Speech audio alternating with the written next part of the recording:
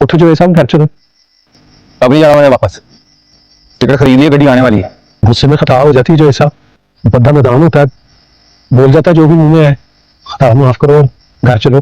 जवेद एक बार किसी के घर से निकला है ना तो फिर मुड़कर वापस नहीं जाता, ये जवेद का असूल है। चल ना जवेद, शक हो गया था इसको, शक में हो जाती है गलती। चल।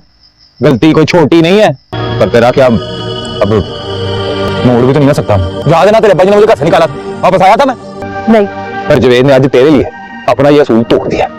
चल ठीक है वापस। आरफ चल उठ के वुजू करके कपड़े पहन के तैयार हो जा, मौलवी साहब आने वाले हैं। ये ले छोटे भैया जी, इस्त्री हो गए, पकड़े। चल पहन ना। आइए मौलवी साहब, बैठे, तशरीफ रखिए। मौलवी साहब आ गए। बिस्मिल्लाह करो मौलवी साहब, शुरू करो। हाँ तो पुत्र आरफ अमीर, बस जमील अहमद, मुसम्मात, जमीला जफर, मुस्तफ़ा जफर अली को वाहिद 2 लाख रुपये मैर मुअज्जल आपके इम्दा में दिया जाता है। आपको कुछ नहीं लगेगा। महमूद अहमद रह गया तू। तुम दोनों का वजन इतना ज्यादा है, थोड़ा पैदल चलो। आ गई, ये लो। ये क्या चाचा नाथ, वो छुआरे हैं। छोटे मियाँ आरफ साहब का निकाह हो गया है। आधी रात को ही होना जरूरी था। चलो मुबारक हो। खैर मुबारक। और ये लो, ये अल्लाह को देना है दूसरा लिफाफा, उसका भी निकाह कराने में बड़ा दखल है। हाँ अस्सलाम वालेकुम। ये चाचा नैत की बात मुझे कुछ समझ में नहीं आई। आला का भला कैसे हाथ है काम? बेजी की बड़ी चेती है, उन्हें कुछ पछ लिया होगा, उसने भी कह दिया होगा कि लड़की पसंद है। अल्लाह जाने कौन सी चेती, निकाह पे तो बुलाया नहीं। आला छुआरे आए हैं तेरे लिए, भेजी ने भेजे हैं।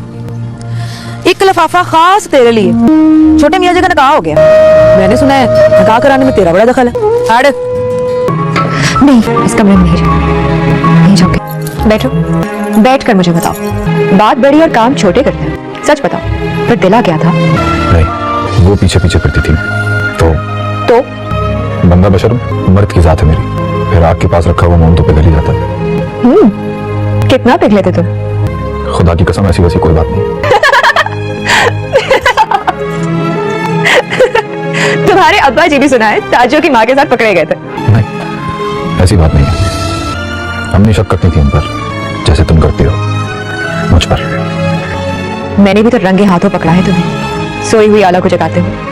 अच्छा ये बताओ, वो सचमुच आला ही होती तो कहाँ लेकर जाते उसे? इस कमरे में?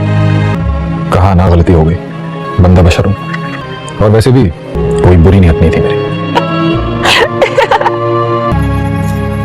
इस तरह पकड़ लेती होगी हाथ? हाँ। बदजात। देखो, रंडियों के पास गुण होते हैं हाथ पकड़कर पास बैठाने के, आंखें लड़ाकर नियत बदलाने के, और बात मानकर बात मनवाने के। मैंने लड़की को कभी देखा नहीं, गौर से महसूस नहीं किया, इसलिए दिमाग में फतूर आ गया। दिल से रंडी कहा है ना उसे? कसम खाऊं? नहीं, बस यकीन हो गया मुझे। फिर कभी सामने आ गई, हाथ पकड़ लिया तो फिर क्या करोगे? चपेड़ मारूंगा मुंह पर, उल्टे हाथ की। मैं तेरा पैगाम ले आया था, दरवाजे पर वही था। आरफ, तू रो रही?